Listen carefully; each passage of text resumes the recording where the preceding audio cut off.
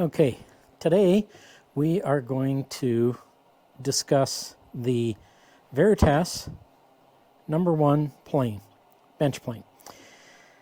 Okay, in our last video we went over the features of the plane and all its parts and stuff.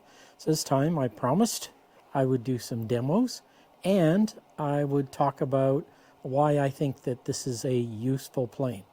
So first off, we're just going to do a quick demo. This is a piece of maple, and it has got all the saw kerfs from being rough sawn on the edge here. So I'm just going to grab this little guy, and I am going to go across. That's a little aggressive, but these are pretty big saw kerfs. Let's take a little bit less. So I'm going to turn it a quarter turn back. There we go.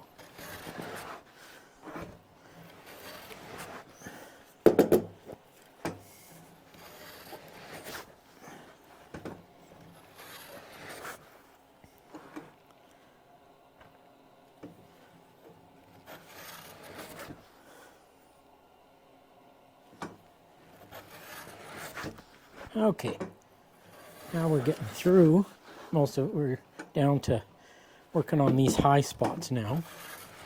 So there's a high spot here, and a couple of little bits in between. So as you can see, this plane is working perfectly just like any other bench plane would. It's going along and removing the highs, and because of the length of the sole, it's skipping over low spots, so it's just taking off those highs.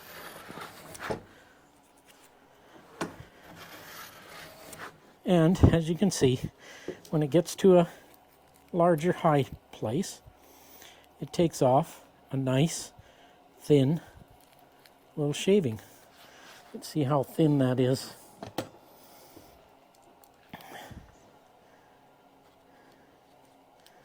It is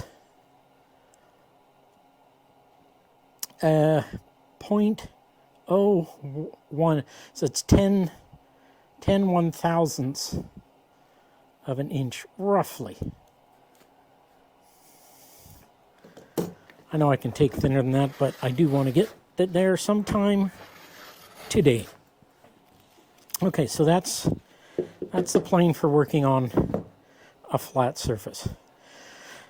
So a use case for talking about this flat surface is if you have a small piece of wood that would be too small for a regular bench plane. Like, let's say that this piece was only this long. Your bench plane is just it's gonna cut a lot on the front and on the back and leave a lot in the middle, and you wind up with a dome. It's just too big for the job. Whereas this plane, for something that was this big, is perfect because the toe will rest on comfortably enough to give you control. Before the blade makes contact, as the blade comes off, you've still got all of this heel on there to balance on. So that gives you, pretty good size piece. And you can go quite a bit smaller with this. You could go for a piece about the size of the toe with still really good control. As you get smaller than that, you're going to get less control, because with the toe fully on there, you can use the front knob, and that will keep the plane pretty flat, giving you good control. But as you get less, your control over that front becomes less and less. And the same as you're coming off. As long as you've got enough of that heel there to anchor the plane down, then you're going to get a good control over that cut as it comes off the piece. But once you get too small for that, then you're not going to have any good control. So this is probably good for a piece maybe 2 inches or larger, whereas a regular bench plane would have great difficulty paring nicely an edge grain like this down on a piece less than 2 inches. You can also use this the same way for face grain. It will plane face grain just as well as it'll plane edge grain, which is to say perfectly smooth. So the primary use case for a plane like this is if you're working with a lot of really small stuff all of the time, like let's say you're a jewelry box maker or a guitar maker, this plane might be a really good plane to have in your kit. If you're working with large furniture all the time, like kitchen tables and that kind of thing, this plane will almost certainly have no part in your work. But it could still have a potential role. Like a block plane, let me just grab a block plane.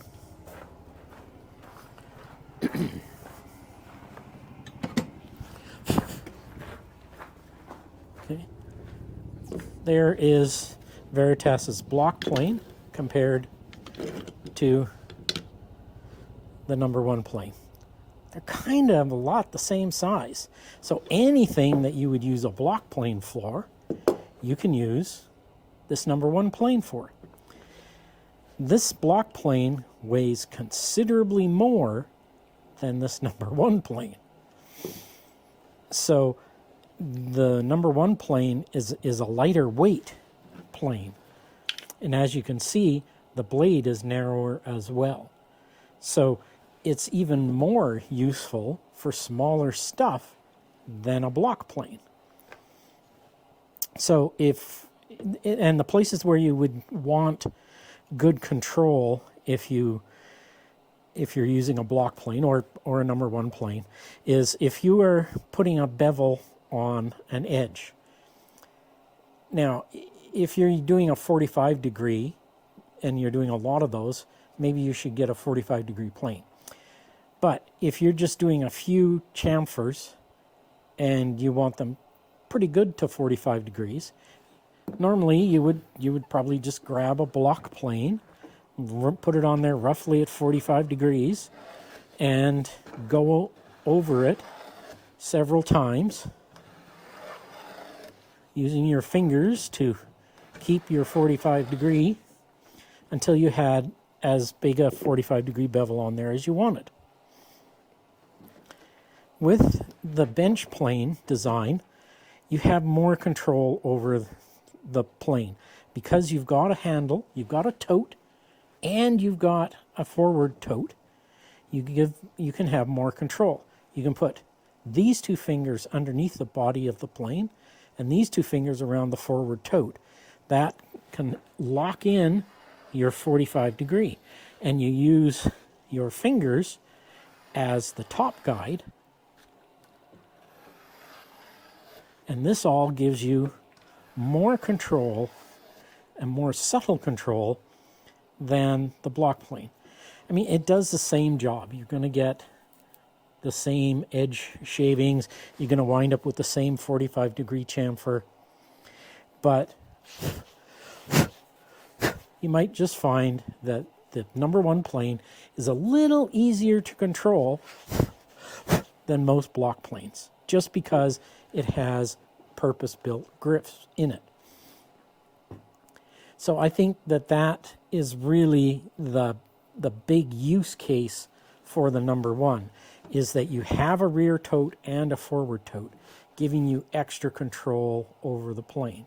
So anywhere where you need that extra control over a block plane, then this plane might be worthwhile to have in your inventory, especially if you're doing a lot of small projects.